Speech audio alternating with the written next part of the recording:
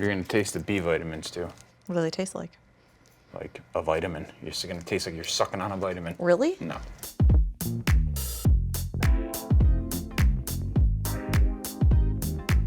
This is Drip Session episode 4 at Vitality Lounge, and today's guest is my sister, Paula Gallagher. She's a registered dietitian, and I'll let her tell you a little bit about herself some more once we get into it. So first question, because I know we talked about this, is because we're brother and sister, what was it like growing up with me? I said that was going to be the hardest question I was going to answer today. What was it like growing up with you? We had our differences as kids. It was the typical brother-sister relationship, right?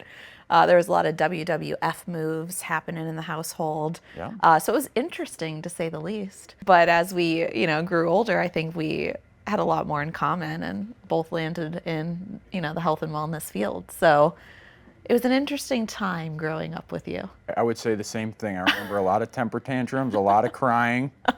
A lot of calling our mom at work. Yep. Yes, had the long cord from the phone yelling at you.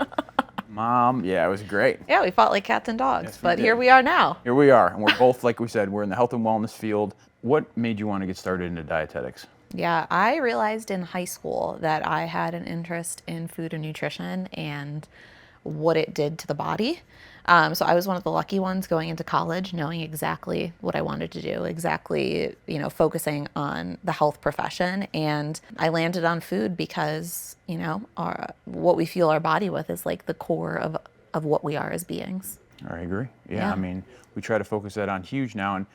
And being a nurse, I think I had one nutrition class, or maybe not even. I think it might have been like half a semester or something. So our doctors, nurses, our healthcare professionals are not trained in this field. Yeah. And diet is such a huge part of what we do. Yeah, in many nursing curriculums, nutrition is not even a required class. It's an elective. Exactly. I think that's why I ended up taking it. I took viewing dance, karate, and nutrition for nursing school, which Those is are your crazy electives. to hear about. Yeah. Yeah, so those were my 3 big electives. And viewing dance actually turned into doing dance, which was, we actually had to dance in viewing dance, which I didn't know when I signed up for it. I love that. Yeah, so here at Vitality Lounge, we prescribe a lot of medications. We deal with a lot of health and wellness stuff. We do a lot of diet coaching, things like that. I've sent you some of my patients to be have some referrals with you. So from your perspective as a dietitian, what are some of the biggest misconceptions that people have about nutrition and weight loss? I feel like that's part of my job, is just busting myths. I feel like the biggest problem in nutrition and weight loss is that there's almost too much information, right? And there's so much misinformation out there online, on TikTok, on social media, that I feel like individuals just jump from thing to thing. They try one thing, it doesn't work. A month later, they try something new, and they're following recommendations that aren't based in science. So I feel like our ability to view so much information in short periods of time creates a really big problem in the health and wellness field. I agree, because there's a lot of people out there that aren't professionals, claiming that they're professionals or experts in the field, and they really don't have any. They're learning from other YouTubers or Instagram and things like that. So there is a lot of misconceptions about that, and I have to do a ton of education with my patients because they just don't understand. Yeah. There is a lot of health illiteracy out there that I wasn't even aware how abundant it actually is. Yeah, and everyone wants a quick fix. Yeah. Everyone wants something to happen overnight, happen this month, and true health and wellness, true weight loss takes a little longer than that. Yeah, and it's a complete lifestyle change. Right. That's what I had to learn. I tried every single fad diet out there. You know me, I tried veganism, vegetarian, keto, when I just found out that it was optimizing yourself and eating, I do eat a high protein diet, a lower carbohydrate. I eat a pretty standard meal, but it has all the nutritional factors that I need in it. Right. So, and I keep it very basic. Right. A lot of people can't handle that. They want a big variety of things. And if you're truly looking to get honed in, Right. you can't do that. Right. When somebody actually says they have a slow metabolism, you hear this all the time. What does that actually mean, and what do you tell people when you tell them that they have when patients say, I have a slow metabolism? So I try to break it down to like, what is a person's metabolism, right? And your metabolism is broken down into 3 different things. It is your basal metabolic rate. So that is the amount of calories that you burn I tell people if you were to lay in bed all day and do absolutely nothing, this is the amount of calories your body would burn just to exist. Then we have the thermic effect of food, which is just the amount of calories that your body burns to digest the food you eat. And then we have our energy expenditure. So that could be exercise, but it could also just be like up and walking. So those are the three components. And that basal metabolic rate makes up about 60 to 70% of how many calories we burn every day. And as we age, that basal metabolic rate goes down about 10% per decade after we're 30 years old. So when a person says they have a slow metabolism, it's actually that basal metabolic rate that's beginning to slow down. The amount of calories that you're naturally burning, that's what's slowing down. It slows down as we age, of course, but we can do harmful things that make our metabolism slow down as well. Like one thing is yo-yo dieting. So when a person's taking in a really small amount of calories and then they're like, okay, this isn't working, they go back to eating a normal amount of calories, that actually affects their basal metabolic rate or their metabolism, and it lowers it and they conserve more calories. There's lifestyle factors that are going to decrease your basal metabolic rate. And then there's just the physical process of aging that reduces a person's metabolism as well. How can you actually speed up your basal metabolic rate, your metabolism? There's no like true quick fix like going to buy a supplement that tells you it's going to increase your metabolism. It doesn't really work that way. But ways that we can burn more calories through our basal metabolic rate. I mean, one is thinking about that third factor of physical activity. So like the being up and moving, getting steps when you can. That's going to increase your basal metabolic rate. The other way is to like fuel your body properly and make sure that you're giving yourself enough calories. I frequently see patients who are under eating, and that in the long run is going to slow your metabolism. So it sounds so counterintuitive, but sometimes with my patients, I'm quite literally like, you need to eat more. You are not eating enough. And it just comes down to making sure that they're eating the right things. If you had one piece of advice, mine for my clients, my one-liner for how to eat is I tell them, eat close to the earth. Nothing in a bag, nothing in a box. Do you have any one-liners or anything that you tell your clients that is kind of like a generalized statement that you might use? Gosh, a one-liner. The first thing that comes to mind is to focus on the food groups. Okay. I'm a person who wants my patients to eat all 5 food groups. There's no food group that's bad for you, right? There's bad foods within each of those food groups, but I really want my patients to focus on looking at their plate and looking at and seeing if they have all 5 of the food groups. And I think that if you can focus on having all 5 on your plate every time you eat, it's going to reduce the amount of calories you eat. It's overall going to be more healthful. Why do people's dietings fail so frequently? Like some people say they're going to start a diet, they're going to start a New Year's resolution. What's the one major thing that people fail at when they're starting a diet or trying to eat healthier? Usually people go from 0 to 60, right? You have a person who's eating whatever they want, getting fast food, and now it's, let's say January 1st, right? And they're like, I'm going to cook all of my meals from scratch. I'm going to make sure I'm only eating 1,200 calories. Going from 0 to 60 isn't going to be sustainable.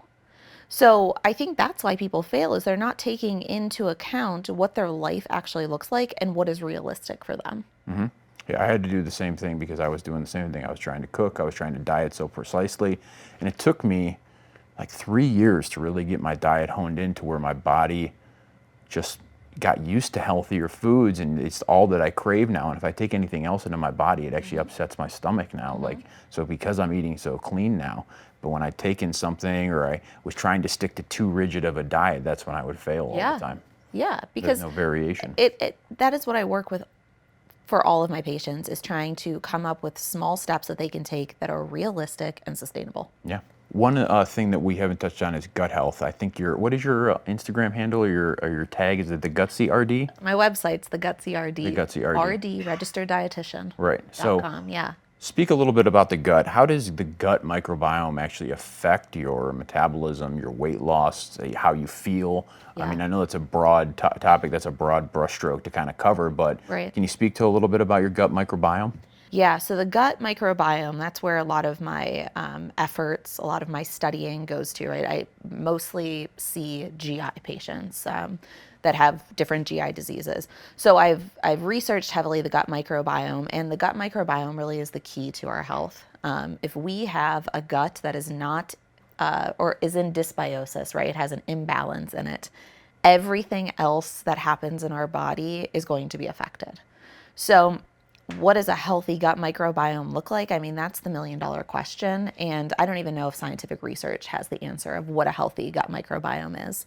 But what we know is that we want to have really healthy bacteria in there. And we have some bad guys in there too. But as long as those healthy guys are in there in a larger amount, it keeps the bad guys in check. That's where that dysbiosis comes from, is when we're having more of those bad guys versus those healthy guys. And when we have that type of dysbiosis happening in our gut, it has been linked to so many different diseases. I mean, diabetes, obesity itself, autoimmune diseases, mental health, right? The link of our gut microbiome and the amount of serotonin we produce, and depression and anxiety. There is so much research coming out in this field linking our gut and most of our chronic diseases. There's still a lot to be learned, but I've exclusively focus with my patients on how to increase the health of those bugs living in their gut. Gotcha. So I know that you talked about diabetes, brain health, just overall well-being, feeling. Big hot topic right now is inflammation. How do I reduce inflammation? Because I've been trying to reduce inflammation because I've tracked it in my blood. My CRP was high, my ESR was high. I had a bunch of levels that were off of my blood. So how do we actually reduce that inflammation? And what is inflammation from a dietitian's perspective, a registered dietitian's perspective? I mean, inflammation is a lot of those lab markers that you're seeing. And from a dietetics perspective, that's what I would be looking at too, like a person's C-reactive protein, especially when I'm dealing with my gut health patients, right? That Crohn's disease, other, IBD in general. In order to reduce inflammation, there's a lot of different things I do with my patients. I look at some of the key food components that could cause inflammation. And this isn't a general statement that everyone should be avoiding these foods, but for people that have really high inflammation markers, sometimes I have my patients start to take out dairy or take gluten out of their diet. Again, that's not a general guideline for every patient, but if a person is having a lot of inflammation, that might be where I start. I also look at different anti-inflammatory protocols. There's quite a few different dietary options out there, but the basis of all of those is removing inflammatory foods and then increasing mostly your fruits, your vegetables, your fiber-rich foods. If we look at what the American population consumes, generally speaking, they're not getting enough fiber, they're not getting enough fruit, they're not getting enough vegetables. So I usually start with those, trying to increase the amount they're eating, not only just in servings and the amount that they're having, but really looking at like the colors of those foods and making sure that they're really varied and they're getting the colors of the rainbow, for lack of better words, and then focusing on any of those antigens that might be increasing their inflammation, any food allergies or food intolerances, or like I said, gluten and dairy, possibly. Yeah, what I see with my clients is mainly insulin sensitivity as well, and how high your blood sugar is. So we do have some of the glucose tracking monitors that we can have you wear, and that's what happens is I feel is like people's blood sugar goes up and down with these bad foods so much that it causes those inflammatory markers to go up, and your glucose is sitting way high, your insulin sensitivity is super high. So that's what I've been seeing. That's what I contribute a lot of the inflammation to as well. But I mean, if you looked at a picture from me 3 years ago when I was 240 pounds, most of that was in my face. It looked like inflammation. But when I changed my diet, I changed my protocols, all of that inflammation went away. And I feel much better now because I'm on the proper foods. I'm eating consistently. I'm not underfeeding my body anymore. So I think that's a misconception. I like that you said that, is that people are under consuming as well. You should be taking in better calories instead of these empty calories. Exactly. So. And I mean, think back to 3 years what your diet was compared to what it is now, right? I mean, it was radically different. So it makes sense that you had all of that inflammation. Yeah, I think food and our gut is a big driver of our overall health. Gotcha. Do you see people over supplementing for your gut health? Yeah. And what is the main one? Probiotics? Yeah, I have so many patients that come to me on like a plethora of supplements. And the supplements that I recommend to my patients, I make sure that they're right for my patients and that they have scientific evidence behind why I'm telling my patients to take them. Probiotics are a hot topic. It's pretty rare that I recommend probiotics. The science just isn't there. We have, I think, about 1,000 different strains of bacteria, archaea, yeast, parasites that could be living in our microbiome, our gut, okay, about 1,000. However, each person only has about 1 to 200 different species. So the 1 to 200 that I have living in my gut is different than what you have living in your gut. My gut's pretty healthy, right? Your gut's maybe healthy too, right? So for me to say that you should take this strain of bacteria, how do I know that that's exactly what your gut needs? So yes, people are overusing probiotics, and for the most part, there isn't a ton of science behind using them in general. So I kind of flip things, and I have my patients focus instead on taking in proper fibers to feed the bugs that already live in our gut, because they're already there, they're already healthy. So let's make sure that we're giving them food to eat rather than trying to supplement by taking in more probiotics. So a big hot topic right now is GLP-1s. I prescribe GLP-1s. I know we wanted to talk about it today. Can you give a brief synopsis of what a GLP-1 is, first of all? So a GLP-1 is a peptide, and it's produced in our body, and it only lasts for a couple seconds. So it's essentially a peptide that tells us that we're full or that we can like stop eating. It's a satiety peptide. And in the human body, it only lasts for seconds to minutes, and then it's gone. So a GLP-1 that you're giving via prescription has been manufactured over the decades to now last days to weeks, which is why most GLP-1s, a person takes an injection once per week, because we've now figured out how to make this peptide last for 1 week. When prescribing GLP-1s, what are some of the caveats you tell your patients, okay, this is what you should be eating, because it's going to suppress appetite. You're not going to feel hungry. A lot of people don't feel thirsty. They forget to drink water. So what is some of the things, if you have somebody on a GLP-1, what do you warn them about? What do you tell them what the side effects are going to be? What do you tell them what they should be eating, even though they have a suppressed appetite? So again, working in the GI world, I see a lot of patients that have side effects from GLP-1s, but a lot of the patients that are on these drugs they need to be on them, whether it's because they're trying to lose weight or because they have diabetes. So I think the most important thing is to make sure that when you're eating food, you're getting bang for your buck. So not eating empty calories, right? So that appetite is going to be suppressed. So it's important to make sure that the foods that the person is eating are nutrient dense.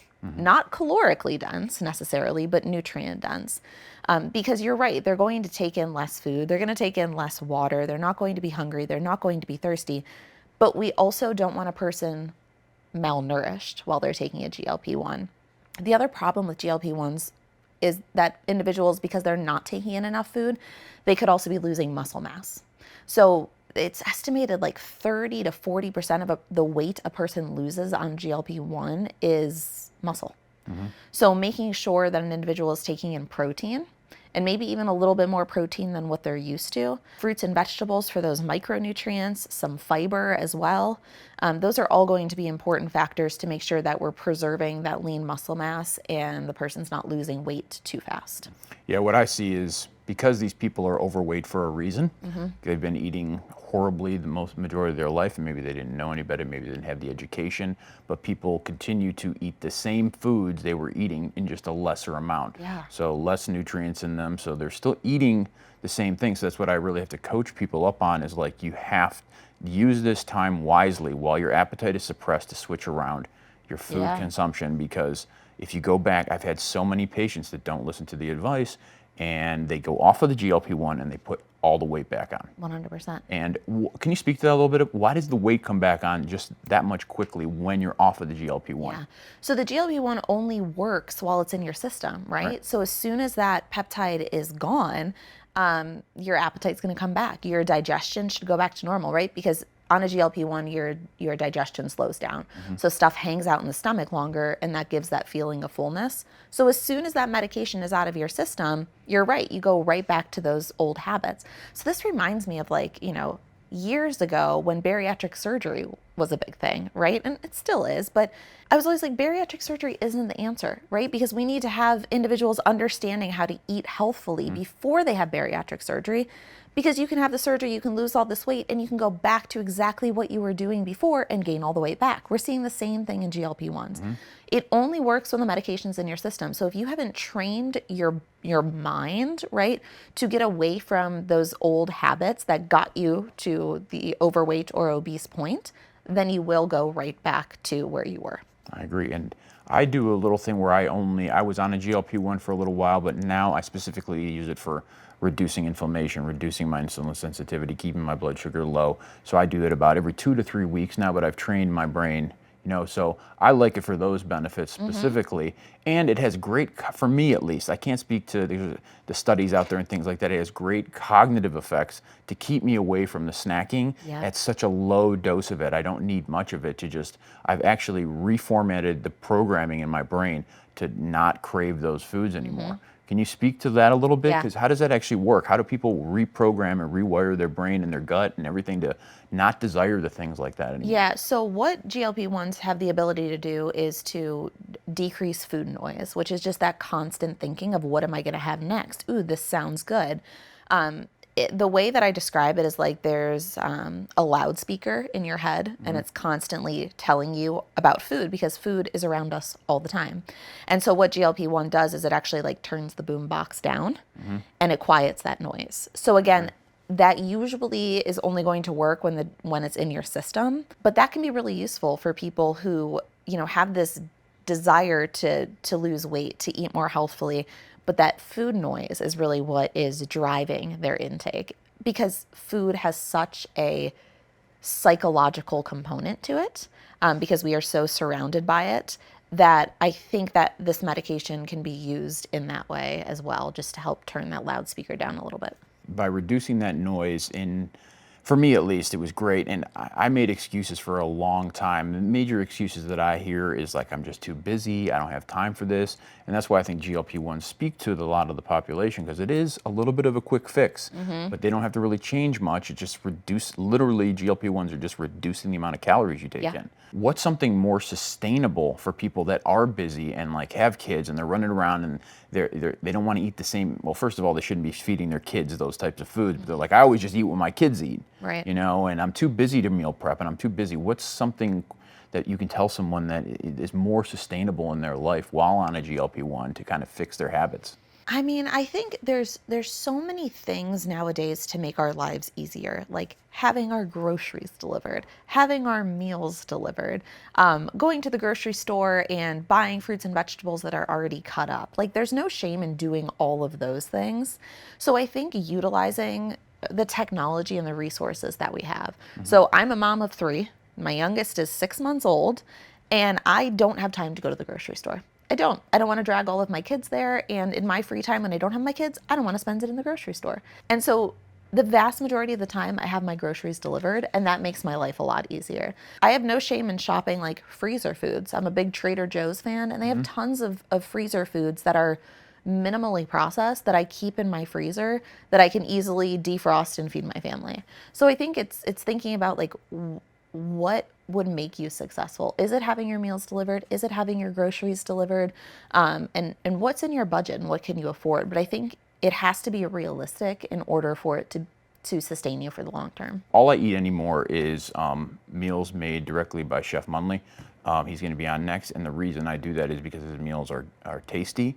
They're freezer friendly. They come ready to eat, and all I have to do is warm them up in the microwave. And I'm eating so much cleaner now. And because I can track my macros so easily, because they're all listed on his website, it makes it so much easier. I can literally track everything off of a website, and all the meals get delivered. And I'd rather spend my time making money. Yeah. And then I'd spend a little extra money on my meal. So by actually taking me out of my element and saying, okay, now you have to go cook for 3 hours and then do all the cleanup and then you still have to go sleep and do this, it's actually taking money out of my pocket when I could just spend the money. So it's just prioritizing. Right. And I think it's, not overcomplicating things too. Like I feel like sometimes when an individual wants to like meal plan, they're like, I have to think of a breakfast, a lunch, a dinner, snacks. It's like, I have the same thing for breakfast every day. Lunch is one of 2 options. Dinner might be different every night, but I probably only cook 4 nights a week and the other times we're eating leftovers. So it's keeping it simple, keeping it basic, I think makes a really big difference. Final thing to wrap up on. What are 3 things you tell anybody looking to start improving their gut health, losing weight, increasing their metabolism? Come up with 3 rapid fire things that would be beneficial to the majority of the public. Okay, get up and move. We sit way too much. So move your body, whether that's walking, dancing, I don't care what you do, move. Eat your fruits and vegetables. It's so basic. Your parents told you to do it. Continue to do it. Get those micronutrients in, get the fiber in. This one goes with the other one, but it would be eat your fiber. We don't eat enough fiber. And if we're talking about gut health, those bugs that live in our gut, they function off of fiber. They want to eat it. They want to use it for energy. Get your fiber, get your fruits and vegetables, and move your body, and we'd all be healthier. Quick rapid fire. Okay. Okay. What's worse, soda or alcohol? Alcohol. Yeah, why is that? It's the number one carcinogen that people think is okay to consume. Okay. How much protein is actually enough? 1 gram per kilo. Easy enough. That's what I follow. A lot of people are getting their GLP-1s online. What are your recommendations for that? Don't do that. Okay. I love it. Yeah, come see a professional who prescribes the There you go. GLP-1s, correct? Okay. There's a lot of research chemicals out there, so we don't want to mess with those. Yeah. Skipping meals helps with weight loss. True or Absolutely false? not. No? Okay, false. Skipping meals is going to decrease that basal metabolic rate that we talked about, which is what's going to slow your metabolism. Intermittent fasting, yes or no? Maybe. Okay. I think it depends on the person, and it depends on how long they're going in between their meals. Yeah. Well, thank you so much for coming on. You're welcome. It's been amazing to see you grow as a dietitian. And what's the big news we just had? With you just got what happened at your university? Oh yes, I'm a full-time professor, and I just achieved tenure. Beautiful. Yeah, So, super yeah. proud of my sister, Paula Gallagher. The Gutsy RD is her website. If you want to follow her as well, she does great things. I'm super happy to have her in my life, on my show. I constantly ask her questions about health, wellness. We talk about these things all the time. So great having you on. Thanks so much.